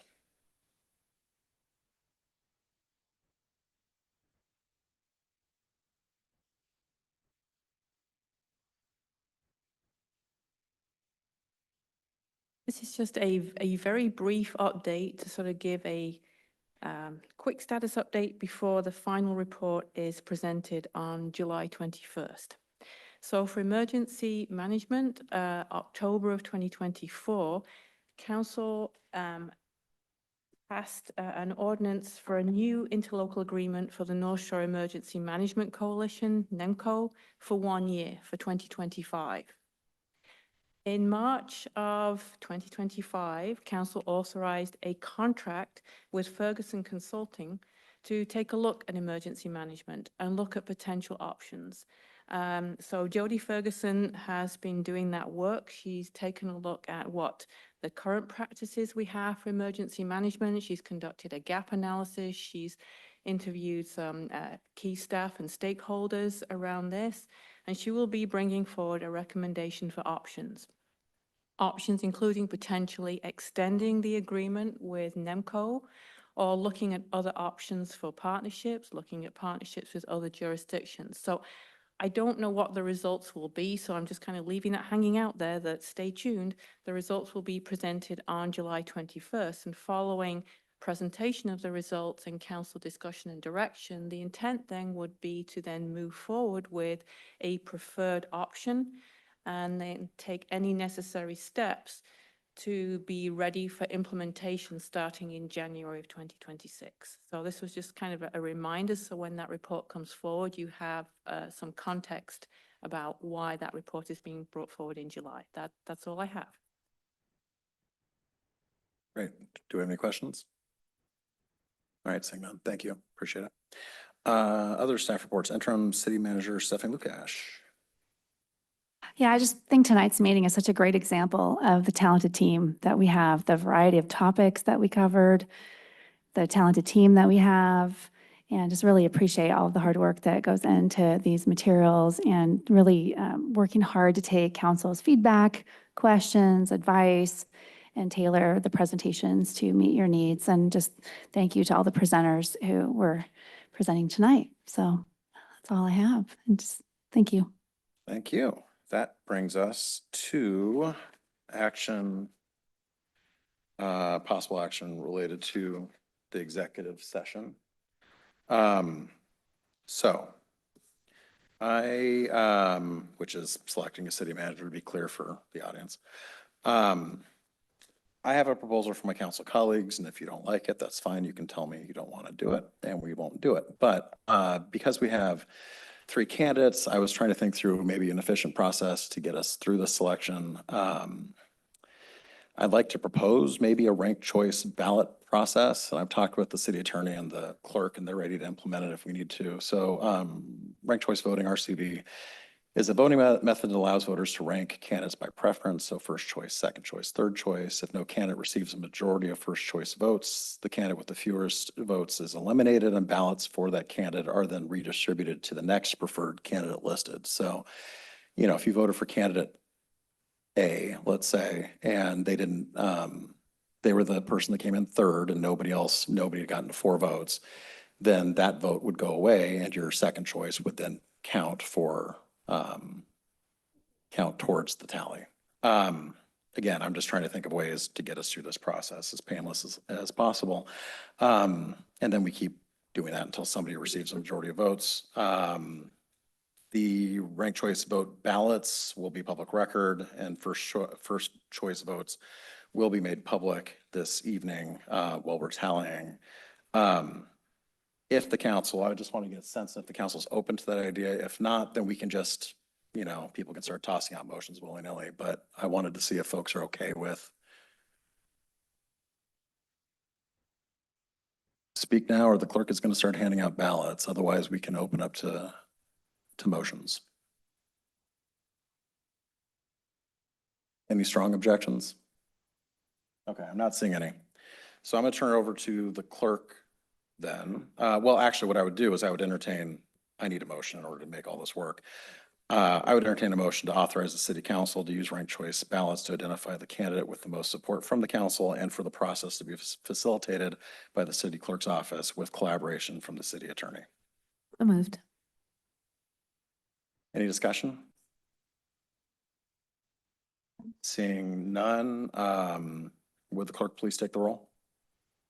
On the motion for the city council to use ranked choice ballots to identify the candidate with the most support from the council and for the process to be facilitated by the city clerk's office with collaboration from the city attorney, Councilmember Culver, Yes. Councilmember Marshall, Yes. Councilmember Sassen, Yes. Councilmember Shrubnik. Yes. Councilmember Lutsis. Yes. Deputy Mayor Kane. Yes. Mayor Herbig. Yes, the motion is adopted unanimously. Turn it over to you, clerk.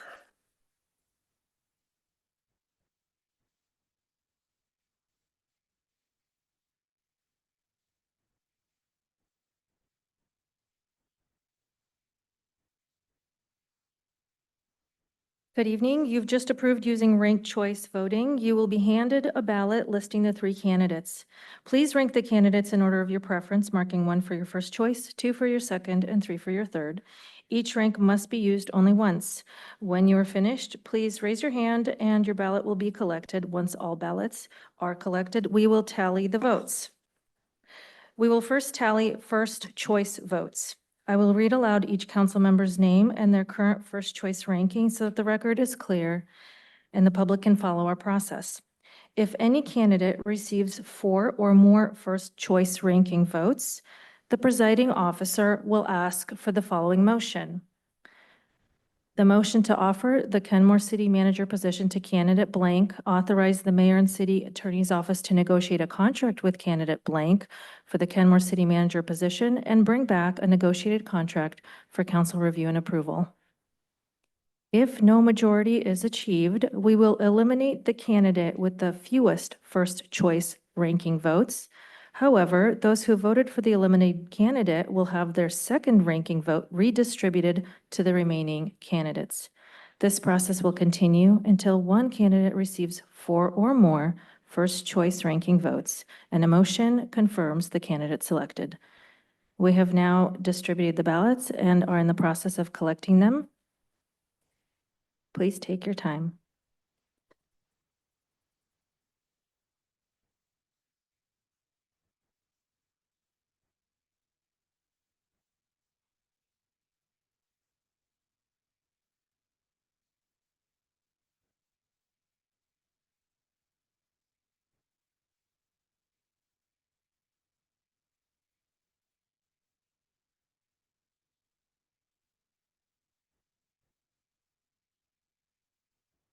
Thank you. At this point, I will meet with the city attorney and we will begin to tally the first choice votes.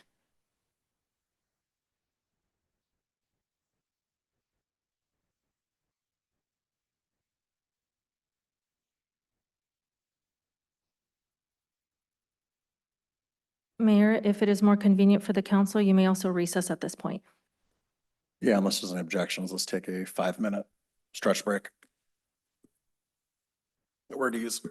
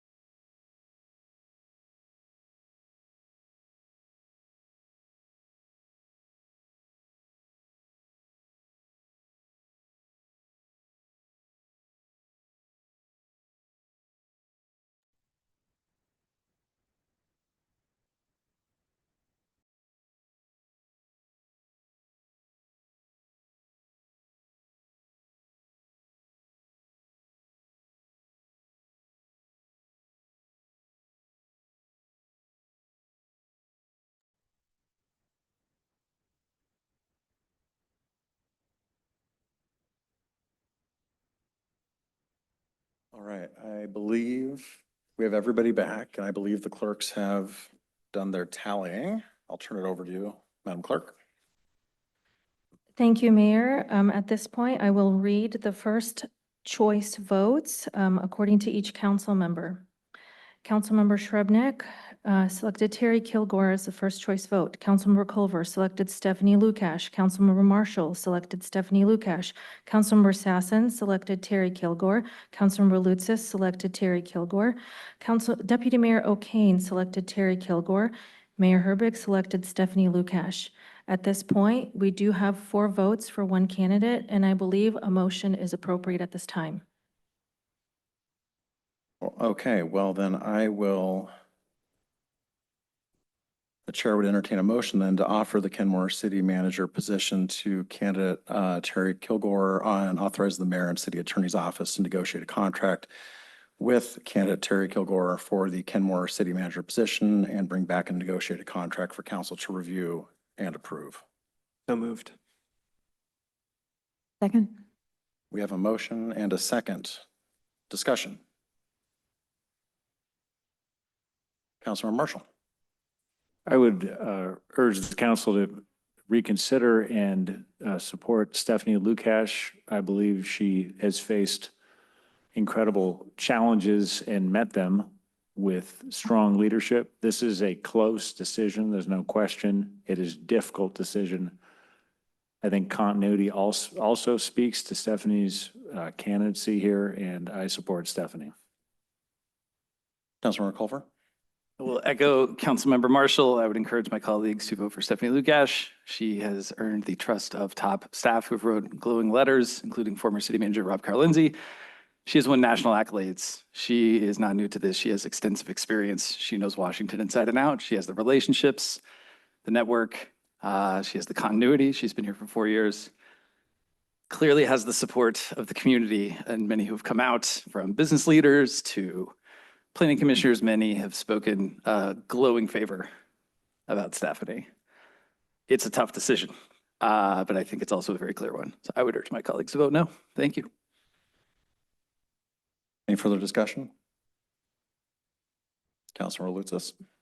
Yes, I think we had a lot of, well, they were all qualified candidates, but I think what needs to be said is that there's a lot of information that isn't seen by the public, a lot of things that are discussed, that are evaluated behind closed doors.